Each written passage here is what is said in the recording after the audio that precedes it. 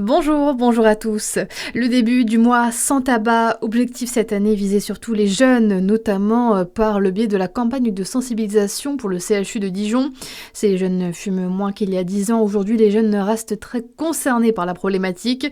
En 2015, 16% des moins de 16 ans se disaient fumeurs réguliers. Ils sont 3% aujourd'hui. Dans votre actualité générale d'ailleurs, les jeunes diplômés ont de plus en plus de mal à trouver un emploi. Résultat d'une étude de l'APEC. En 2023, 72% des jeunes avaient un bac+5 et occupaient un emploi un an après la fin de leurs études. C'est 2 points de moins que l'année précédente. Dans le volet politique, Joachim Taïeb, secrétaire de section du Parti socialiste bisontin, aurait démissionné hier. Dans un long mail adressé aux militants, il détaille les raisons de son départ.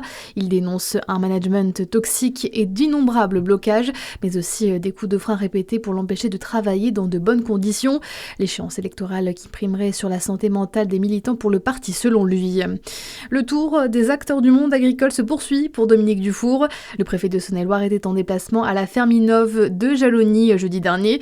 Une visite programmée dans un contexte difficile pour les professionnels du secteur en raison de la dermatose nodulaire, cette autre maladie infectieuse virale qui touche les bovins.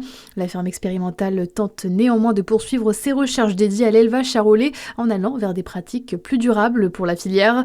Margot Perrin, directrice de l'association Ferme Innov, nous parle du principe et des objectifs de la structure. C'est une ferme qui va tester et développer des solutions innovantes pour l'élevage bovin allaitant qui répondent aux enjeux actuels en termes d'environnement, en termes technico-économiques. On fait des essais aussi sur les nouvelles technologies. On teste notamment des drones pour la surveillance au pâturage, pour essayer de faciliter le travail des éleveurs. On fait également des essais sur tout ce qui est alimentation. On va venir mesurer l'efficacité alimentaire par animal. On va aller en abattoir, faire des prélèvements et voir quel est l'impact de ces différentes rations sur la qualité de la viande. Des propos recueillis par Charlie Chevasson, la Confédération paysanne du Jura, qui a d'ailleurs alerté aussi quant au traitement de la dermatose nodulaire en pointant du doigt notamment l'abattage total des bovins. Au total, ce sont 6 foyers qui ont été détectés dans le département. Et puis c'est aujourd'hui que l'on connaîtra le lauréat du prix Goncourt. En lice, 4 auteurs, Emmanuel Carrère, Natacha Apana, Laurent Mauvigné ou encore Caroline Lamarche. Le nom du gagnant sera dévoilé en tout début d'après-midi par l'Académie. Et enfin un mot de sport avec un gros choc en vue ce soir pour la 4e journée de la Ligue des Champions. Le PSG reçoit le Bayern Munich au Parc des Princes.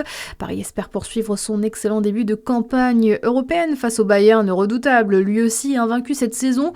Le PSG qui pourra compter ce soir sur Ousmane Dembélé.